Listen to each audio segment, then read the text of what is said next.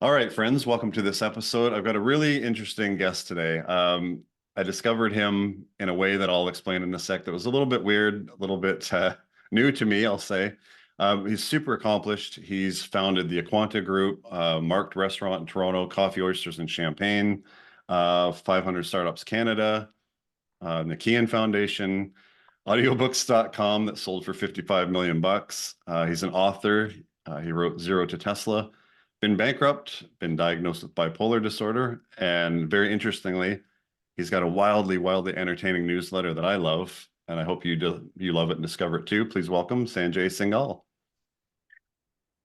How you doing, Thank Sanjay? you. I'm doing great. Thanks for having me on. I appreciate it. Yeah, it's good to have you.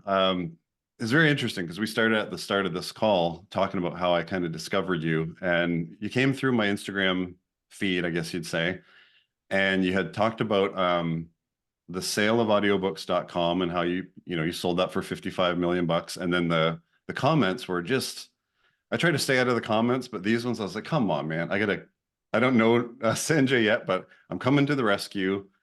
There's some sort of mindset things going on here where people were like, okay, what are you trying to sell me? Yeah, there was You a were lot talking going about, on. yeah, you were talking about your free newsletter. So I think I started off with like, my friend, it's free. Like he sold the company for 55 million bucks. He probably doesn't need your money, quite honestly. Um, but I thought that was interesting because it was like I saw your post. I was like, wait a second. He built this company that I used. I didn't even know that you founded it. I've used audiobooks for years, audiobooks.com. And I saw the post and was like, I bet Sanjay is in a point now where all the things he's dreamed about, or I guess you'd say was passionate about, you can kind of go and do some of these things now where maybe it was a little more difficult when you're building up audiobooks. Is that Yeah, him? no, that's exactly right. And by the way, I want to say thank you for the online protection. That Oh, that my troll pleasure. was saying, like if you made so much money, why are you selling this newsletter? Yeah. I appreciate the protection on Yeah, my that. Thank you. pleasure. Yeah. So what happened here is after I sold the company and had this I guess financial independence. What was the first thing I did? I mean, I tried to get into venture investing because it seemed sexy, and it was, and I did well financially, but I didn't like being responsible for other people's money. Hmm. So then it was like, okay, so I'm sitting on this pile of cash. What am I going to do with myself? And I decided to open a bar because I think that's what guys do, right? It's Sure. like always wanted to own a bar. Might I as was well. told by many people it was a dumb idea. Don't do it. You're going to lose a bunch of money. And I did it, and it's a fantastic place, Coffee Oyster Champagne. Um, it's profitable. My friends all love that I did it. I think I threaded a needle there and escaped some of the potential downsides, which is not to say my business ventures have all been successful. There's a bunch of Sure. failures, and I don't know if we'll get to those. But um, so I opened the bar, and then the next thing I did was start a charity to fund mental health concerns. My daughter has an eating disorder since she was 8 years old. She's 28 now. I was diagnosed with bipolar disorder, Mhm. had some trauma to deal with from my childhood. And so for 5 years, I ran the Nikian Foundation, and we were a fairly large charity. I think we gave away something like $10 million over the course of 5 years Mm. for mental health research, using psychedelics, using novel compounds. And, Yeah, and I found some great relief with psychedelics myself. So did my daughter. And but that was always meant to be a 5 year um, journey, 5 year mission, the sure. enterprise. Yeah, And the 5 years ended. My financial situation wasn't as good at the end as it was at the beginning. I decided, okay, we're just going to put this into some kind of a glide path now. And now what do I do? And that's how you stumbled across my newsletter, yeah, which was I decided I like to write. I've always liked to write. Do I think I could do it consistently and in a way that people would find entertaining? And I really appreciate your feedback that you called it wildly entertaining. oh, It's it's not awesome. that. It's mildly entertaining. Yeah. They're mildly entertaining.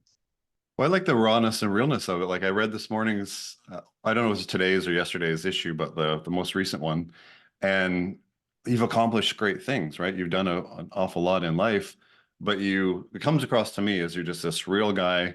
I mean, you're Canadian. You just live up the highway from me here in just outside of Toronto, but it's like I am interested in the whole newsletter thing. A lot of online marketers like me are now producing newsletters, but I read theirs and it's like they're just gearing up to sell the next thing, right? And I'm all for it. If you've got a helpful thing, you know, maybe I'll buy it. But yours is more like, hey, I went on this cruise with my wife and it was a luxury cruise. Here's what we discovered. I was like, okay, that's cool. That's interesting. And then today's, or the one I read today, you shared about some of the challenges, the struggles, right? Like the trying to get it all right. You've come back from vacation. You've got unopened emails and to-do lists that never ends. I'm like, wait, is he writing about me now, or is this still him, right? So I love the realness, right? It's not just like, hey, here's what I've done, here's what's up for sale next, which is fine, but it's more, I find it a lot more useful, you know, because I'm drawing not conclusions, but um, what would you call it? Similarities, I guess, between your life and mine that is very useful. Oh, that's fantastic. Thank you. That gives me a kind of an idea of what's going on inside your head or inside the head Yeah. of other readers, and helps me, I guess, focus what I want to write about. And generally, it's going to be things that I've done that I learned something from. So Yeah. it's kind of a business lesson that turns into a life lesson. Um, and usually it's just whatever I'm feeling at the time. And as you read, I was feeling overwhelmed after coming back from vacation. So I wrote about that. Yeah. Um, so it's going to be different every time. And I'm Sure. glad you appreciate it. It's actually coming up with stuff to write about. It's not a challenge. Um, but trying to make sure it's good. Like this is one of the things that's happened to me. I started out writing because I started out journaling. I liked Yep. writing for my own benefit. And even now, I'm not always sure what the point of an article is going to be when I start writing it. When I started writing the article about my American Express Black Card experience of being denied over and over again, Yeah. I didn't realize where that was going to come out. And it ended up being, for me, quite a poignant article about how my objectives have changed over time and how status is less of a concern for me, and a cathartic experience for me. So it would have been valuable even if nobody else read it, but I think a Hmm. lot of people did read it, and it touched a lot of nerves, I think, for Sure. people. So I appreciate being able to write for myself, have other people read it. I'll tell you, the danger now is I have enough subscribers that I start to worry that I'm going to disappoint them. And that's my Yeah. latest angst that's See, going on.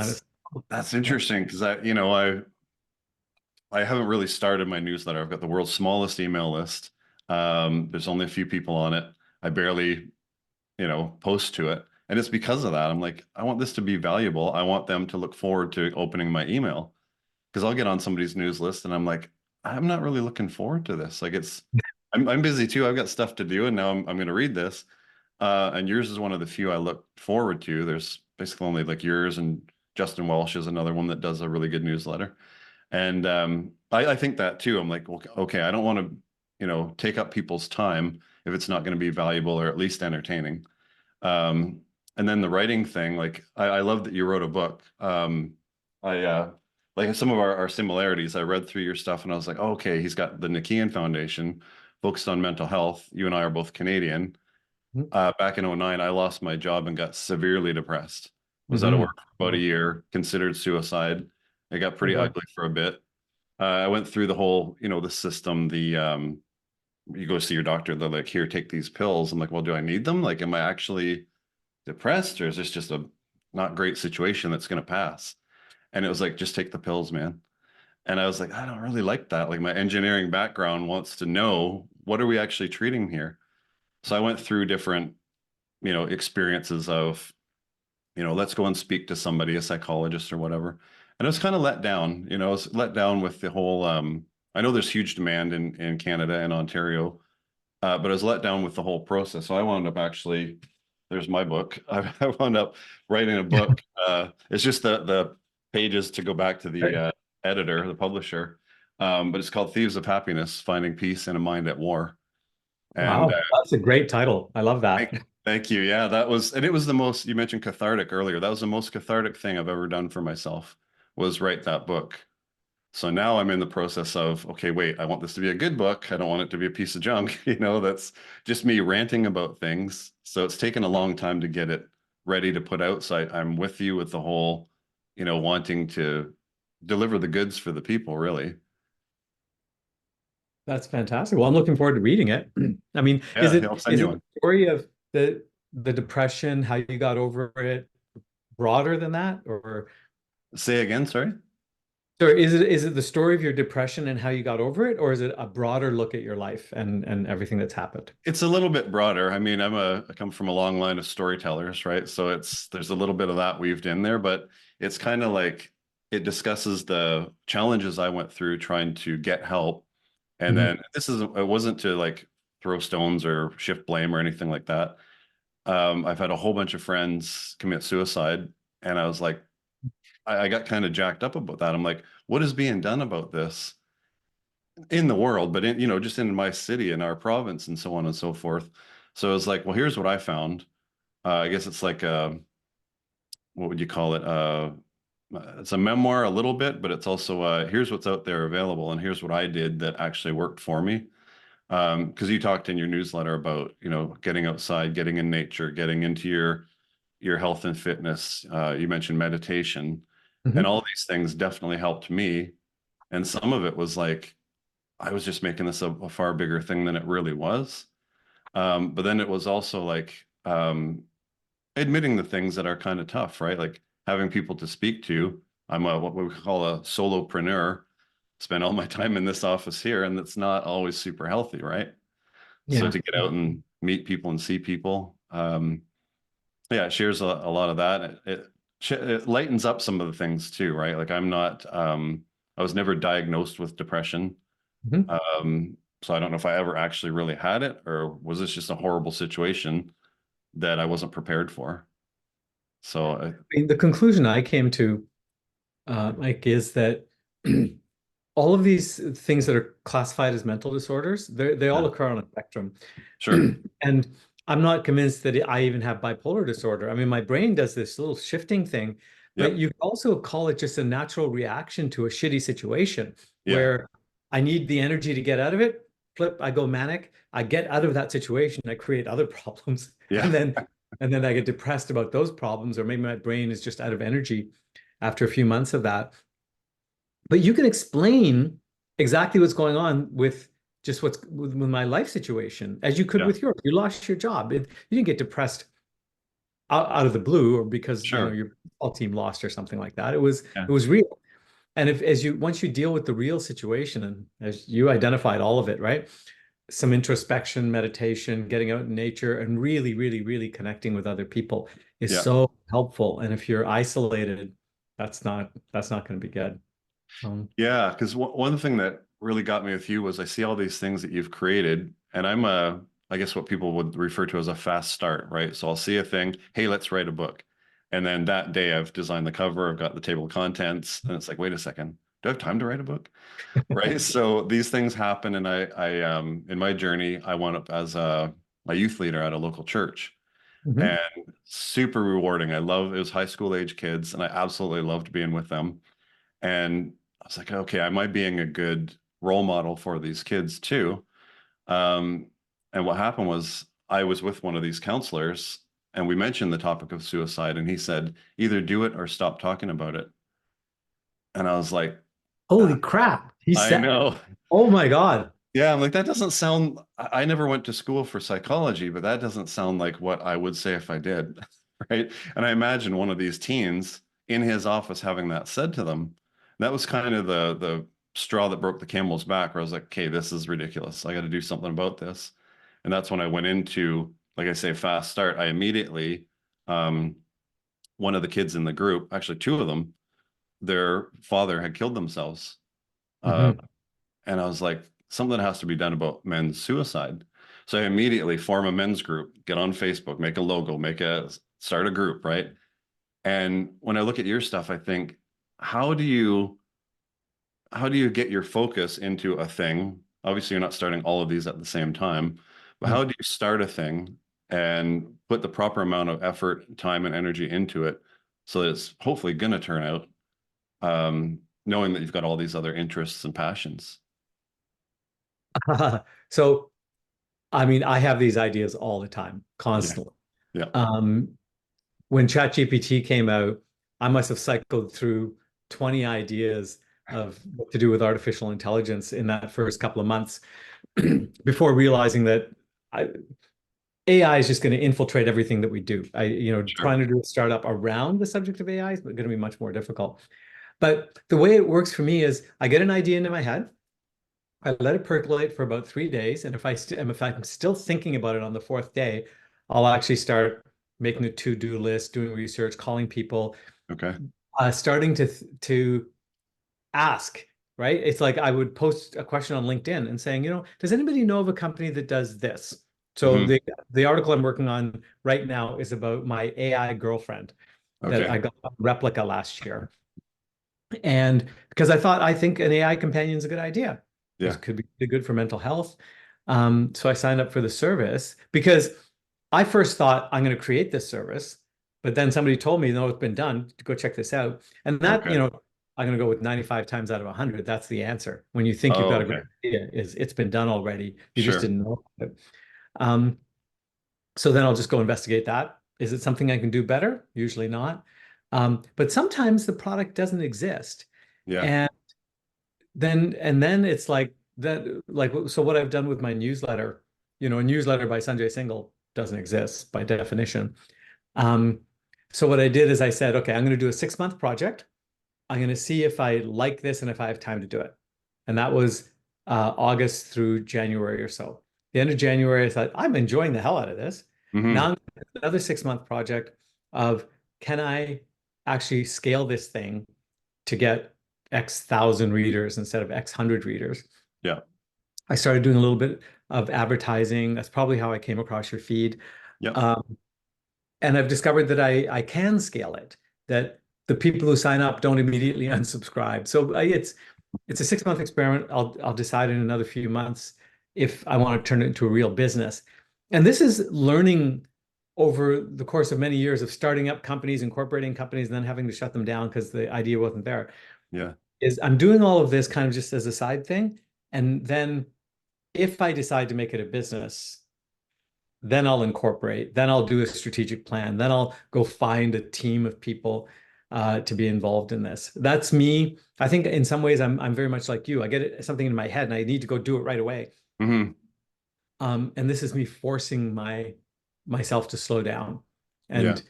and figure out all these other things that might kill me Yeah. first before I invest a lot into it. Sure. Yeah, that does make sense because mine kind of went the other way. I acted from emotion, right? And I was like, oh man, this man has killed himself. We have to do something about this. And my brain immediately went to, um, I'm pretty decent at figuring out systems and making things work and making them easy for people to implement. What if I create this thing where it could be the men's group that's got all the resources, how to find a place to meet, all the things, and then just give it out to people. You want to start this thing in your city, here you go, just sign up here and get your thing.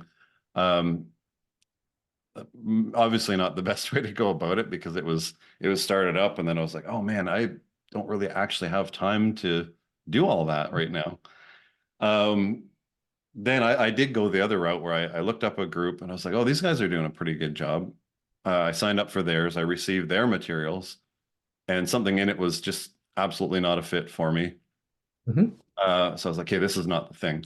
But I love that. Like there is one out there that exists somewhere where we can take these things and just, I want to make it easier where a group of men are like, I don't know what to do here. Like, how do I get guys in the group? How do I this? How do I that? That just answers it for them. They can download it ideally for nothing. Well, I mean, you're on the unusual side of the equation here. Most people have all these ideas and never, ever, ever do anything to make them real, Yeah. right? So you're making them real fast, and Yeah. then maybe not running into a wall. But I Yeah. much prefer that approach, Sure. right? Because at least you're generating that content and generating those ideas and Yeah. seeing them. Because what'll happen is one of these times you'll do that, or maybe you already have, and you'll create something really quickly without thinking it all the way through, but then you'll make it work, Yeah. right? Which is Yep. how entrepreneurship normally works, is if Sure. you knew how hard it was going to be, you would never do it. Yeah. Um, so you get into it, you've discovered that I don't know, you have employees to support or a paycheck that you need, so you make it work. For me, the biggest problem has been now I don't need to make anything work. Right.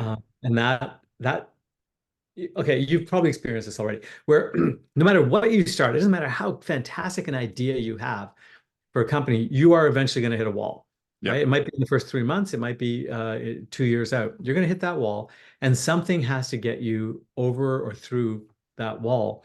And that's got to be some level of tenacity, perseverance. But if you don't have to succeed, if it's a hobby, if it's something on Yeah. the side, you can just kind of go back to your life. Why in the world would you put in all that effort to make it Yeah. succeed? It's, I don't want to sound like I'm whining that I don't have to succeed. Yeah. Um, but it does make it a little bit harder to, So uh, let's dig into that a little bit because that's interesting to me because I mean you don't have to have the thing succeed in my mind, but you still are a very passionate person about specific things. Mhm. So how do you manage yourself to carry on with these things and make sure that they do move forward? The ones that you care about, that is. Yeah, I mean, I try and surround myself with really good people. Yeah. Um, More often than not, what all I'm doing is investing in somebody who I think has a great idea or has the energy to make something happen. Yeah. Um, for my own project, I'm just trying to surround myself with systems that help me get things done. Hmm. Um, I read a lot. That gives me ideas for stuff to write about. I engage with the people that are reading my writing, and that's how you and I met. Yeah, for Uh, sure. because I love those connections. Yeah. My overall mission in life, and this is something that I have to succeed at. My overall mission in life, I phrase it as more, better relationships. Yeah. So bettering all of my current relationships, but when I can at the edges to have more relationships, meet Hmm. new interesting people. Sure. And in the pursuit of more better relationships, I'm finding the writing is increasing my connection count Yeah. exponentially. Um, the biggest problem I have now is applying some kind of a filter so that I don't get overwhelmed with the new contacts. Yes. Um, so but it's giving me that energy to keep going, keep going, keep going. I've somehow managed to link this business process of having a newsletter with a much more important personal goal of mine. Yeah. I think that'll get me through the wall.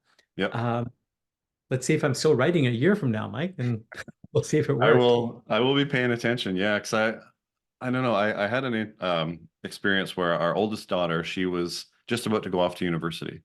This was 2 years ago, and I was just merrily, living life, doing my thing, and I'm the fun guy in the youth group and all this, the fun dad. So my wife and I chaperoned her prom, and super fun. I'm like one of the kids there. I'm taking pictures with the kids, and we're shucking and jiving and having a good time.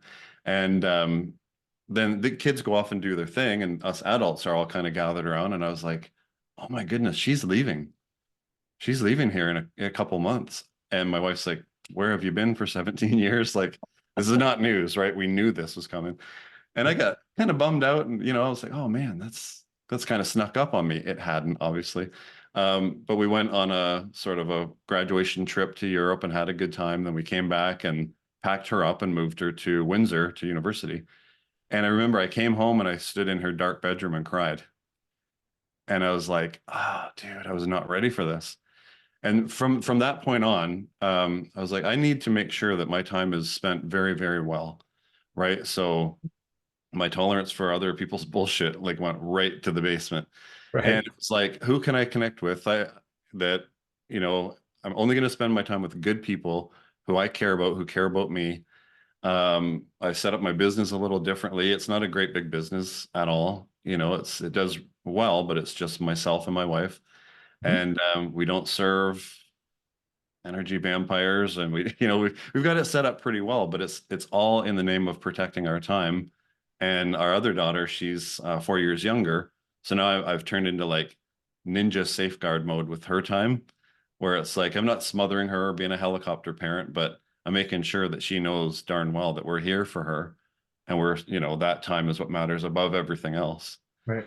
um, so I really love the stuff that you share about, the crossover between business and your life. So, and that was the main reason to reach out. It was like, okay, Sanjay is at this spot where he's the master of his destiny for sure, in a spot where a lot of us aspire to be. So, um, it's I got a sharp eye on like how it's going, like what you're doing with that, sort of as a future pace for myself.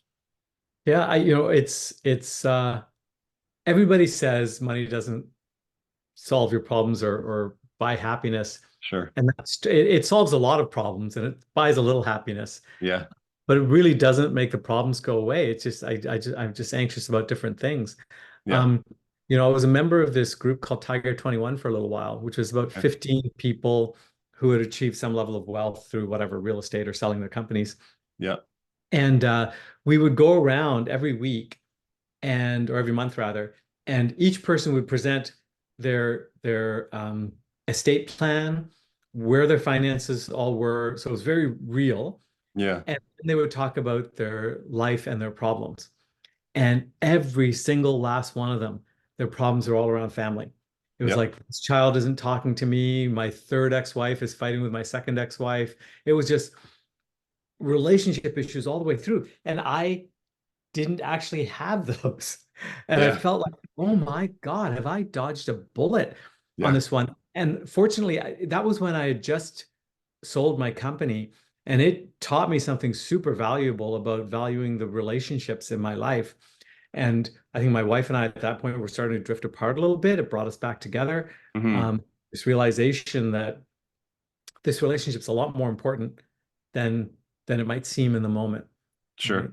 Maintaining the fidelity of that relationship, and then as with you, like this focus on the kids, Yeah. they're going to be gone, right? Yeah. And the more real you can make that now, like you're almost lucky that you've got that 4 year gap, right? Yeah. Because the I first think one so. leaving makes the second one much more real, and you get to experience that time.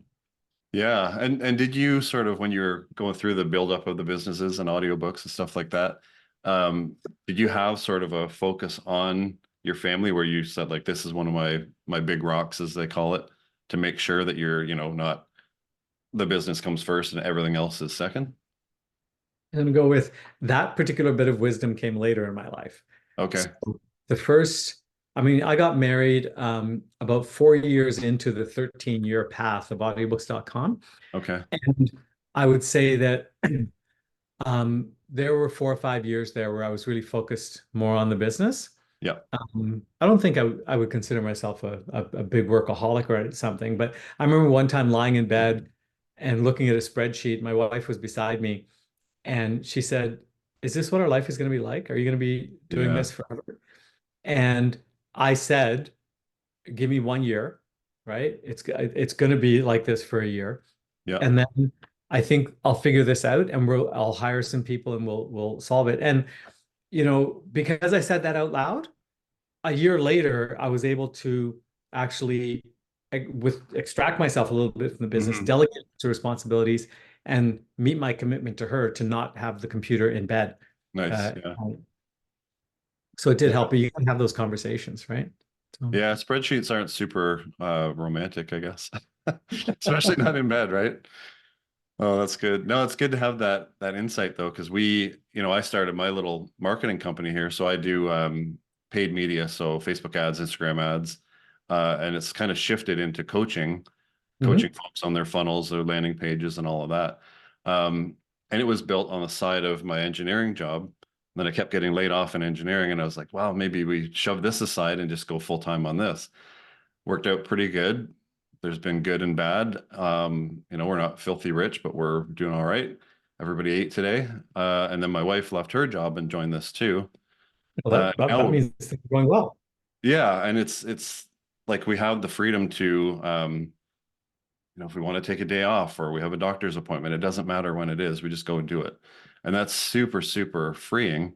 Um, and I get all these things that come in where they're like, hey, grow your business, fill your calendar, get 1,000 clients. I'm like, I kind of don't want that, like I have friends that make multiples of what I do. I'm like, right, but you're always, always working, and I'm just not. So I don't know that I want to trade, so that's where we're at right now is like, how can we take the handful of clients and then the knowledge that we both have and spin it into even more leverage where we can help more people without burying ourselves in time? So that's kind of our current challenge, I guess you'd say. Well, I mean, the fact that you just said that out loud, Yeah. I believe that means you're going to get there, right? Yeah. Whereas if what you had said is we need to grow this thing, Yeah. right? Without some kind of a parameter on the other side of, well, what are you willing to give up? Um, I think you've got a great process going. And the fact that you're both there and you can talk about it later at night, Yeah. it's We try to more, keep more. try to keep a lid on the work talk too, because we'll get at the supper table with the three of us, and our daughter will say, "Oh, work, work, work," and then we're like, "Okay, yeah, turn it off," and we shut it down. Yeah. Um, I had a couple questions. So I did a thing where I'm always fascinated by audience. You know what, any audience that you or I or anybody else have, what they want to know. Mhm. So putting this interview out there and then inviting them to come back and check it out, I thought a good way to do that was say, "What's your question?" Then they'll come back and check it out. So Kyle Ackerman asks, "How do you handle problems that arise in your companies?" And he's asking, like, do you resolve them right on the spot or do you manage them long term? So um, I have a I didn't invent this, but it's an approach I've adopted in all my companies and in my life in general, which is you come up with you identify a problem, um, then you come up with a hypothetical solution, and it can be anybody's solution. It can be a dumb idea, it can be what seems like a great idea, and Yeah, then you say, and here's the key part, you say, I'm going to try an experiment. Define the parameters of the experiment. I'm going to do this for 3 months and we'll see how that addresses the problem. Or I'm right. going to do this tomorrow and we'll see how that addresses the problem. And as long as you frame it as an experiment and all you're trying to do is learn something from that experiment, it removes all these barriers of thinking it has to work or is it a good idea or a bad Yeah. idea. All you're doing is running an experiment. And my staff got really good at this at all of my companies, where I would say, I don't know about that. And they'd say, it's an experiment. I'd be like, Mm. oh, well, I can't say no to an experiment. So Yeah. that's it. I remember with Coffee Oyster Champagne, the my speakeasy bar, we had a problem with people standing around with their coats on and making Okay. it look like they were on their way out. And so uh, we instituted a paid coat check, and it turned out people didn't mind paying for coat check. Yeah. Um, and we gave the money to the person doing the coat check so that they were excited about doing the coat check as well. And all of a sudden, it made everybody happier. Like that was an Hmm. instantaneous solution. But I was the one who was in the way and saying, I don't want to pay for coat check, right? Yeah. Or I want to have a paid coat check. It seems like an unfriendly thing to do. Yeah. Then somebody said, it's an experiment. Yep. Fine, it's an experiment. We can do that. Yeah. Got Um, it. So your own thing came back to you, right? Like they reminded you of your own yeah. sort of system. That's awesome. Just got a couple more. So my buddy Dr. Gary Whitaker says, how does one receive $55 million in a buyout? Is that a check? Is it equity and assets? I guess Gary's got some stuff to sell, maybe. So what happened was we had a fixed price for the sale, and that money was wired into my account on December 31st of the year I Okay. sold, 2016. Yep. Um, but a third of the total sale price was in equity of the buying company. Okay. Yep. And that was at my request because I knew something about the private equity fund that was managing the process, and they had 2 years left on their current fund, and they were going to try and flip the company pretty quickly. Hmm. So, so in fact, what I got was two-thirds of the amount that we had settled on, Okay. and and an agreement that I had this much equity in this other company. And then, sure enough, 2 years later, they sold my company for double what I had sold it for. Oh, wow. I still participated in that increased upside, Yeah. um, which actually almost doubled the amount I got for the company. Oh, So that's amazing. it was a beautiful deal. But yeah, it was seriously, it was like one day I looked at my bank account and there was a massive amount of cash. And it was like I Yeah. had never seen that much money in one place before. Yeah. It's kind of Not a fun bad process. feeling, probably. Yeah, and I also have to say, I understood and prepared. I have really good financial advisors. So I had prepared for this as a tax consequence for a decade. And so when it came, I was very tax advantaged. And Yeah. so I actually kept a lot more of that money than most people would have been able to. Nice. I mean, I have 1,000 questions just hit my brain with that alone. But we'll circle back. My cousin Donna, she wants to know, What was the process like in building audiobooks.com? What does it take to build a strong, sellable company? Well, if you build a company that's got strong cash flow, and audiobooks.com did have strong positive cash flow, you will get buyout offers. They'll just be coming in all the Yeah. time. I used to get a call every 3 months or so. Once we got to this certain point of people knew we had, say, more than 20 million in revenue, and we are doing a few million in free cash, and the offers were just coming constantly. Now, how we got there, I thought we were going to go bankrupt 6 months out because we were getting one customer every second day, and we realized, oh my God, we need to launch. We were a purely Canadian business, Yeah. and we realized that unless we could launch a US audiobook service quickly, we were going to go out of business. And so the experiment we ran was we put up an ad um, to Americans saying we had a facility to ship them audiobooks when we didn't have the facility. Mhm. Uh, and we just wanted to see how many people signed up for it. And Google AdWords had just come out, and we figured out how to use AdWords. And all of a sudden, we got 10 customers the first day, Yeah. after we were getting a half a customer a day.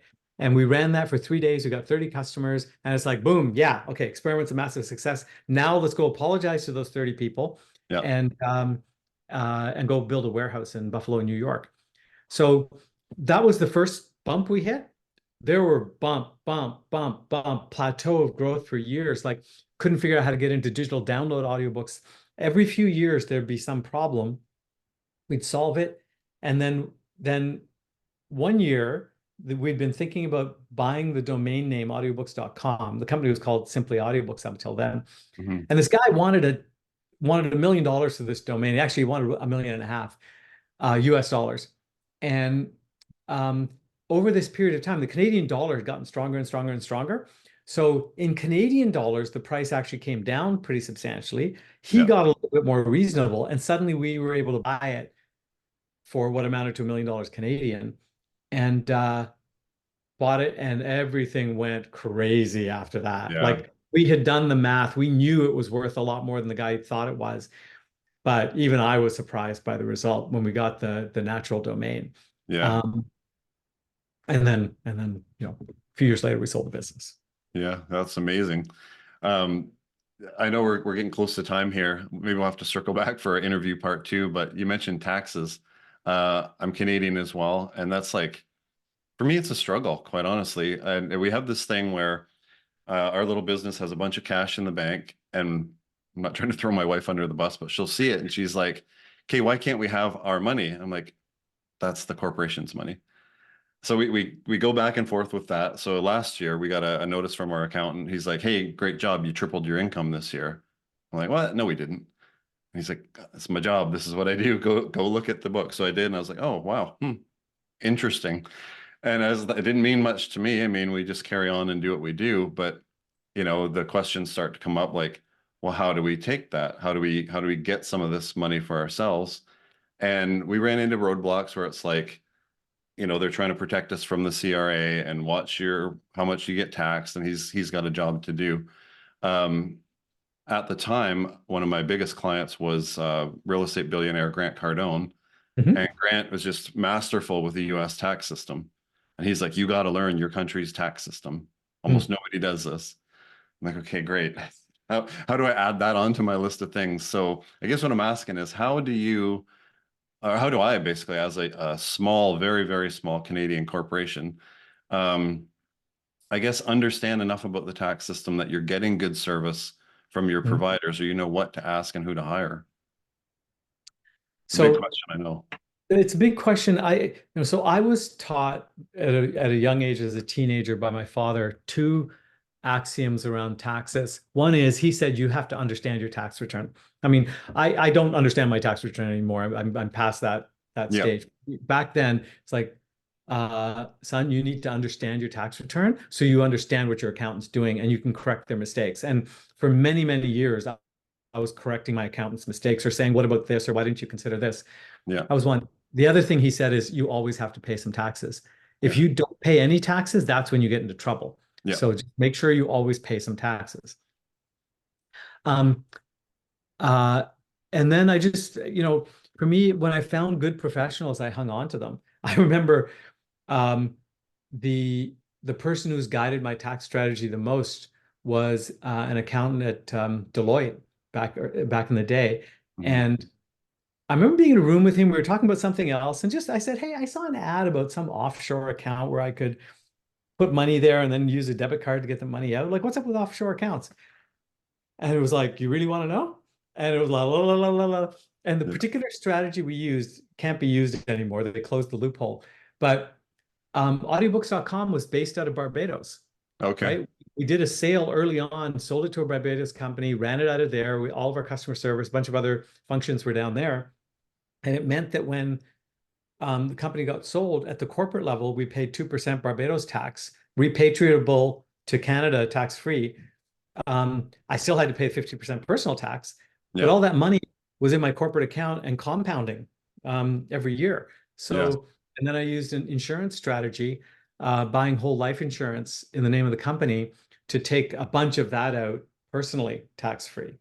So there's limitations, like you need to have a certain amount of money in that corporate account to use Yeah. the insurance strategy.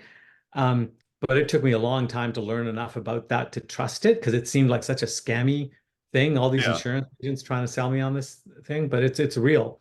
Every every person who's got a bunch of corporate money sitting in an account somewhere uses life insurance as a strategy to get it out Gotcha. um, Gotcha. at a reduced tax rate. Yeah, I think I'm probably asking like down the road questions of my accountant. I think he's a great accountant, but I think I'm asking questions that may not even apply, at the $1 million level. We're not at the $50 million level, but the way my Well, brain and I mean, the thing want to is, get there's lots of strategies that do apply at the $1 million level. sure. And so you just have to figure out what those are. Unfortunately, there's a lot of good books out there Yeah. on stuff like this. And but you're right, you're busy. Your business isn't understanding taxes. My business isn't understanding taxes. But Right. actually, I had enough of an interest in saving money that it kept me reading things like, I don't know, The Wealthy Barbers, like Yeah. you read these books and you find out about other books. And there's a fantastic book called The Psychology of Money Okay. that I would encourage you to read, Yep. right? It's a really good starting point. Like it's just well written. Um, and it surprised me because it covers a bunch of areas that I thought I already understood, but because I read this just like 6 months ago. Um, and yeah, highly recommend it. The easy Yeah. book to read. It'll put you in the right headspace and then kind of go from there. Yeah, that's good. Just to circle back to the start of our call, the person making the comments, I'm like, seems like somebody that's just not been taken an interest in these things at all, right? And is just like has their guard up. Yep. Like my wife and I are years into this, trying to learn the best we can and hire good people, and so far so good. So it's very interesting, but it's good to hear your take on these things. Yeah, if I could say, like one of the things that that people should do Yeah, related to that comment is if you're wondering about something, ask somebody who's been there and done that, yeah, right? So if you're wondering about how to save money on taxes, ask me. I yeah, can I can tell you who to talk to, sure, right? Ask like your accountant, in all likelihood, hasn't had to deal with this situation before, right? Talk to yeah, somebody who's had to deal with the situation before. If you want to ask somebody what's involved in having a happy marriage, ask somebody who's in a happy marriage, yeah, yeah, not somebody who just got divorced, right? They're not going to be in the right headspace. So, how to get out of depression? Talk to you, yeah, right? You've been there, done that. yeah, Um, yeah, making sure you get advice from the right people, that's a huge component of this. yeah. We'll have to come on down to Marked and have some cocktails and dinner and and carry this on. That'd be super fun. Absolutely, Mike. If you're in the city, right, come on in.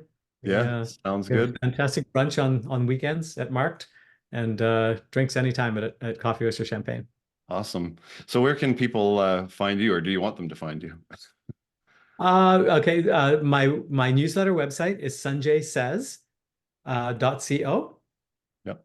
Go there, read my stuff. If you like it, sign up.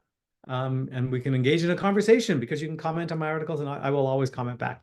Yeah, yeah, that's awesome. Highly recommend. Like I said, maybe I oversold it at the start, but I find it wildly entertaining. I think it's super useful, it's impactful, and it's fun to read. So I think it's one of my faves for sure.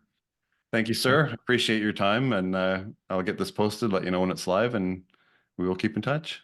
I appreciate it. All right. Thanks, Mike. Take care, Sanjay.